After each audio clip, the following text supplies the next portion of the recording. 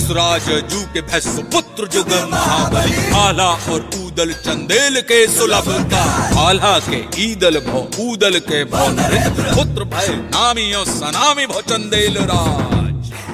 महोबा के कवि कुल श्रेष्ठ जगनायक या चारण जगनिक राव द्वारा लिखित परमाल रासों की इस अमर वानगी में उल्लेख है बुंदेलखंड के दो असीम शूरवीरों का।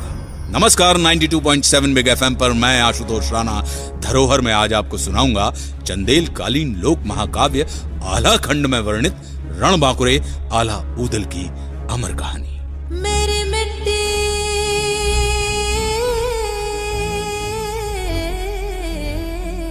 की धरोहर है। ये कहानी उस वक्त की है जब दिल्ली के राज सिंहासन पर महाराज पृथ्वीराज चौहान विराजमान थे।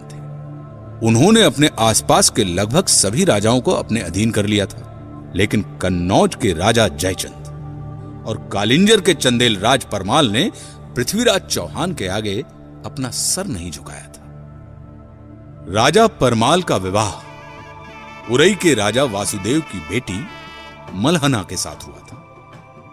मलहना की दो छोटी बहनें भी थीं, देवलदे और तिलका, जिनका विवाह राजा परमाल के दो वीर सेना नायक और सगे भाई दक्षराज और वत्सराज के साथ हुआ था।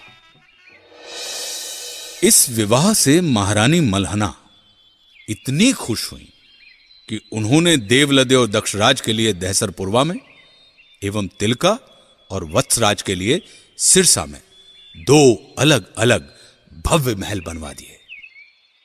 उन्हीं दिनों राजा परमाल ने महोबा को अपनी नई राजधानी घोषित किया था। चंदेल राज परमाल की इस पवित्र भूमि में लगभग एक ही समय में 5 पुत्रों का जन्म हुआ, जो आगे चलकर महोबा के पंचवीर कहलाए। महारानी मलहना की कोख से राजकुमार ब्रह्मकुमार का जन्म हुआ। ब्रह्मकुमार एक शूरवीर योद्धा था। राजा परमाल के राजपुरोहित के घर ढेबा नामक बालक का जन्म हुआ। ढेबा वीर होने के साथ ही ज्योतिष विद्या में भी निपुण था।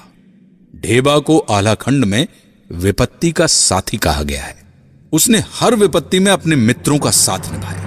ढेबा के बारे में अलहत यानी आला गाने वाले आज भी ये गाते हैं, विपत्तिया के ढेबा है ऐसो मीत मिलन को ना, विपत्तिया के ढेबा है ऐसो मीत मिलन को ना।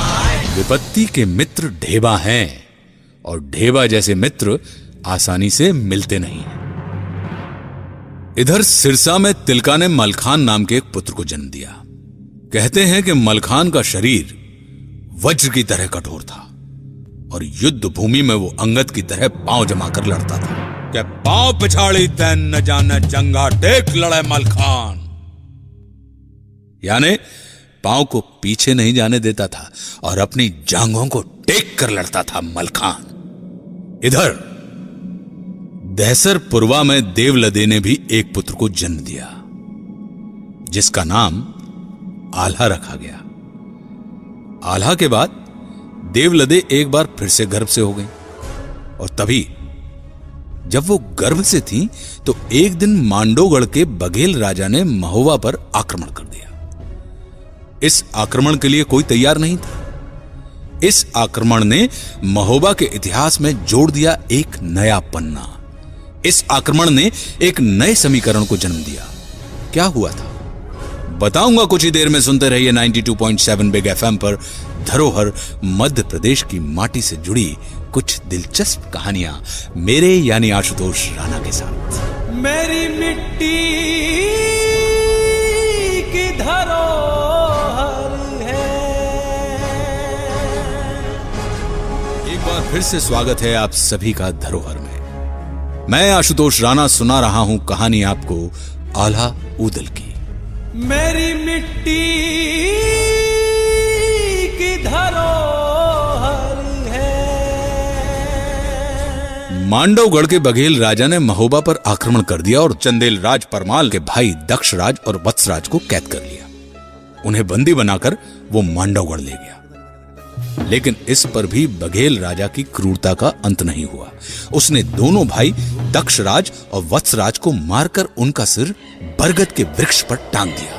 आज भी अलह तो उल्लेख करते हैं कि टंगी खुपड़िया है बरगद पर बरखा सहे शीत और घाम, और आधी रतिया की बेला में रोबे ले अला को नाम। पिता की मृत्यु के कुछ महीने बाद ऊदल का जन्म हुआ। कहते हैं यही दिन जन्म हुआ ऊदल का, धरती धसी 2.5 हाथ। यानी जिस दिन ऊदल का जन्म हुआ उस दिन धरती ऊदल के भार से 2.5 हाथ यानी 2.5 हाथ धस गई। लेकिन ऊदल की माता देवलते खुश न थी। मत दो इसे मेरी गोद में, कुल नाशक है ये। देवलती, एक माँ होकर अपने बेटे के लिए ऐसी बातें मुंह से नहीं निकालनी चाहिए। यदि ऐसा नहीं होता मलहना, तो पेट में आने के 3 महीने बाद इसके पिता की मृत्यु नहीं हो जाती।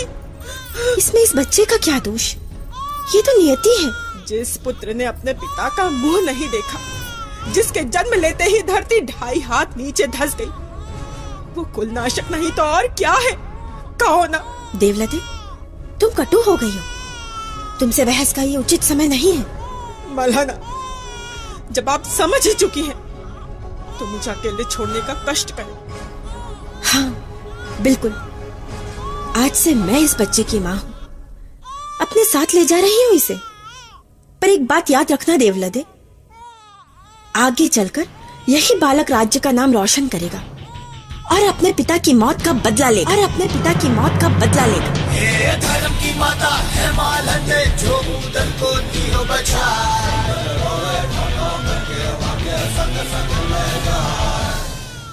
धर्म की माता है मालंदे, जो ऊदल को लिए बचाए। राजा परमाल ने महोबा के इन 5 वीर आला, ऊदल, मलखान, ब्रह्मकुमार और ढेबा को एक साथ पढ़ाया लिखाया तथा अस्त्र शस्त्र को चलाने की कला से रूबरू कराया। देखते ही देखते 5 बालक अपनी किशोरावस्था पार कर गए। साथ ही साथ इनकी बहादुरी के किस्से पूरे प्रांत भर में फैल गए थे। इन सब में ऊदल की वीरता से राजा परमाल काफी प्रभावित थे। एक दिन वो अपने राज दरबार में बैठकर ऊदल की वीरता की चर्चा अपने सभासदों के सामने कर रहे थे कि तभी आला ऊदल का मामा माहिल वहां आ पहुंचा। माहिल ने महाराज की बातें सुनी और माहिल महाराज से कहने लगा, क्षमा करें महाराज, ऊदल तो साधारण सिपाही है, वो कब से तलवार बांधने लगा। भांजे की वीरता से मामा प्रभावित नहीं था। माहिल किस ओर इशारा करना चाह रहा है बताऊंगा कुछ ही देर में। सुनते रहिए 92.7 बिग एफएम पर धरोहर, मध्य प्रदेश की माटी से जुड़ी कुछ दिलचस्प कहानियां मेरे यानी आशुतोष राणा के साथ। मेरी मिट्टी की धरोहर है। 92.7 बिग एफएम पर फिर स्वागत है आपका। मैं आशुतोष राणा सुना रहा हूं कहानी आला ऊदल की। मेरी मिट्टी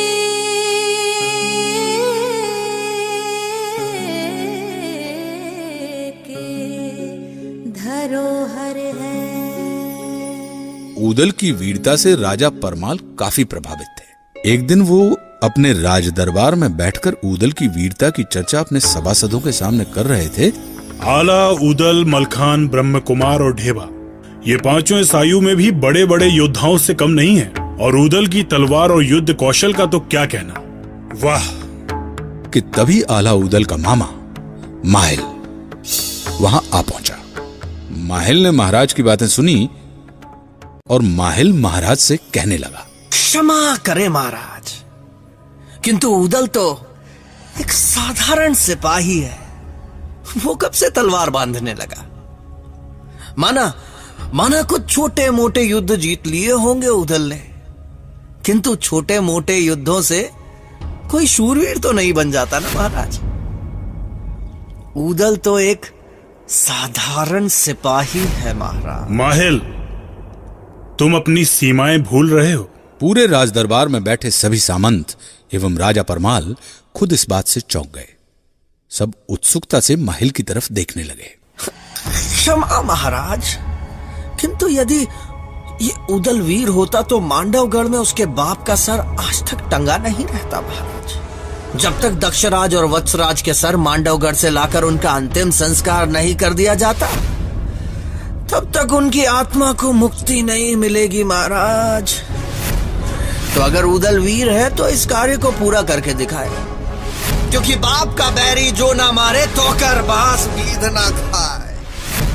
बाप का बैरी जो ना मारे तो कर मांस गीध ना खाए, यानी जो बाप के शत्रु का वध नहीं कर सकता उसका मांस गिद्ध भी नहीं खाता।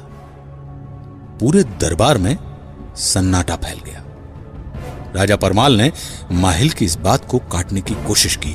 वो माहिल को चुप कराना चाहते थे ताकि यह बात उदल के कानों तक ना पहुंचे, लेकिन चुनौतियां खुद चलकर यदि शूरवीरों के पास नहीं आती हैं तो कहा जाता है कि शूरवीर खुद चलकर चुनौतियों के पास पहुंच जाते हैं।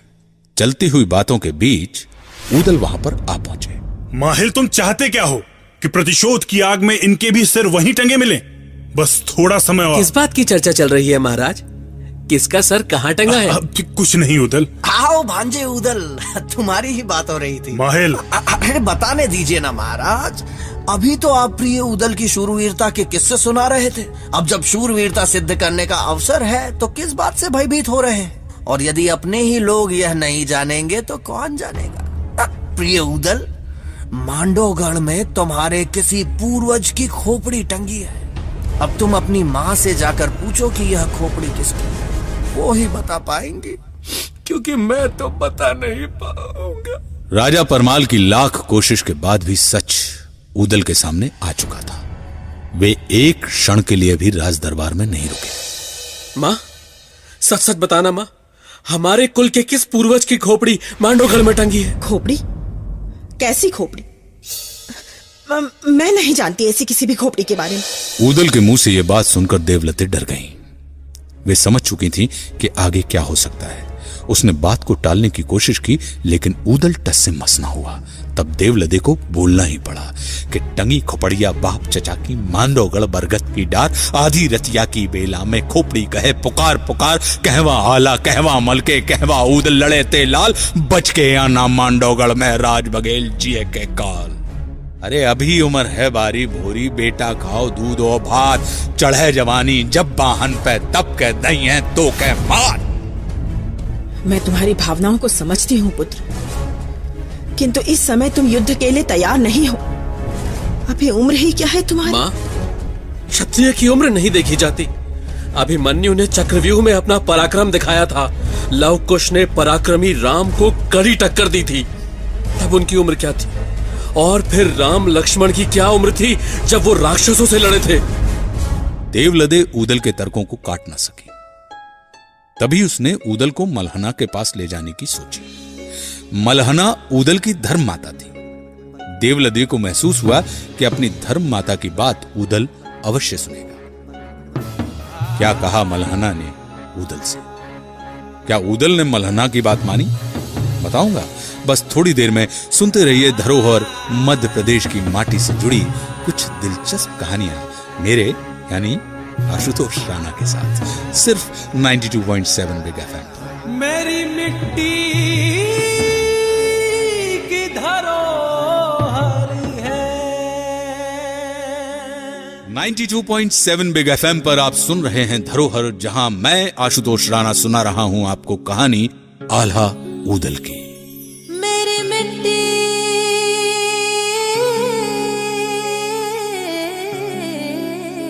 की धरोहर है।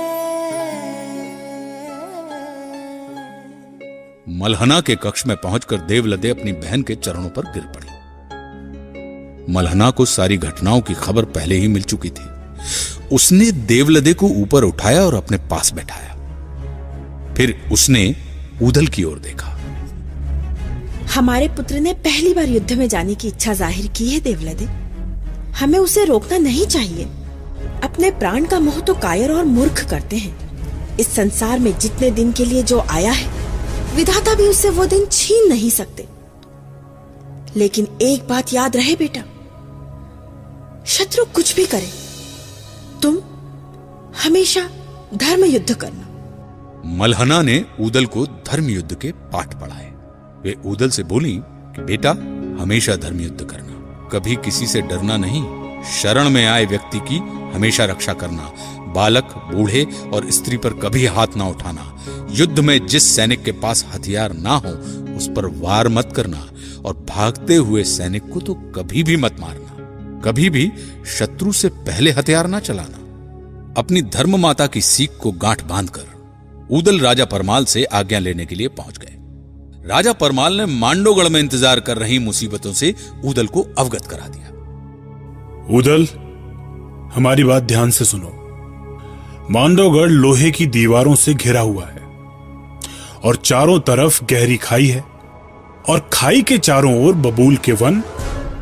ऐसे दुर्ग को भेदना दुष्कर है। कैसे कर पाओगे? और अभी तुम्हारी उम्र ही क्या है? क्षत्रिय की उम्र ज्यादा होनी भी नहीं चाहिए महाराज। 12 बरस लो कूकर जीवे, 13 लो जिए सियार, बरस 18 छतरी जीवे, ज्यादा जीवे तो धिक्कार। तुम्हारी वीरता पे हमें कोई संदेह नहीं है ऊदल, किंतु भय शत्रुओं की कुनीतियों का है। मैं नहीं जानता कि तुम लोग ये कैसे कर पाओगे, पर इतना जरूर बता सकता हूं कि युद्ध में केवल शक्ति नहीं अपितु युक्ति की भी आवश्यकता होती है। यदि पराक्रम के साथ बुद्धि का भी उचित उपयोग किया जाए तो तुम्हारी विजय निश्चित है। 12 बरस लो कुकर जीवे और 13 लो जिए सियार, बरस 18 छत्री जीवे, ज्यादा जीवे तो धिक्कार। 12 वर्ष की आयु कुत्ते की होती है और 13 वर्ष तक सियार जीता है राजा साहब। लेकिन क्षत्रिय का लड़का यदि 18 वर्ष के ऊपर जी जाए तो उसके जीवन को धिक्कार है, क्योंकि रणभूमि में पहुंचने के सिर्फ 2 परिणाम होते हैं, वीरगति या विजय।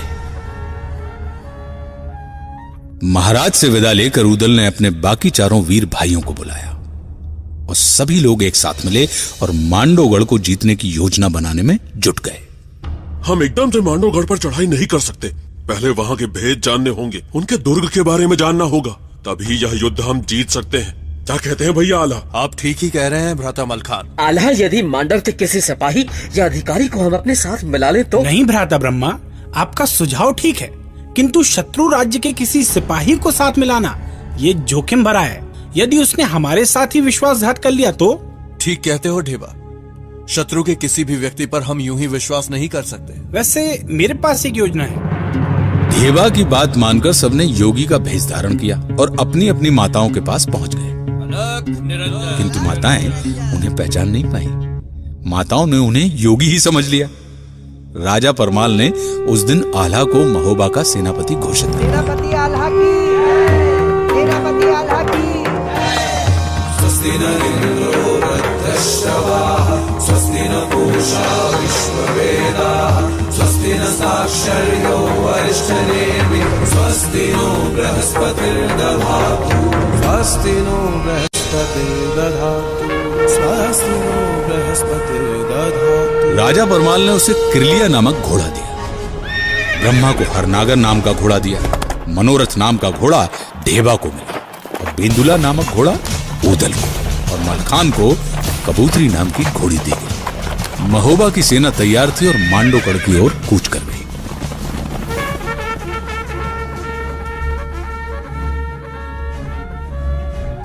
नगाड़ों और दुदुम्बियों से आकाश गूंज उठा। महाराज परमाल की जय जयकार के नारे लगाए जाने लगे। किंतु क्या युद्ध इतना आसान था? क्या 5 नवयुवकों के दम पर एक महायुद्ध को जीता जा सकता है? जानेंगे अब से थोड़ी देर में। बस सुनते रहिए 92.7 बिग FM पर धरोहर, मेरे यानी आशुतोष राणा के साथ। मेरी मिट्टी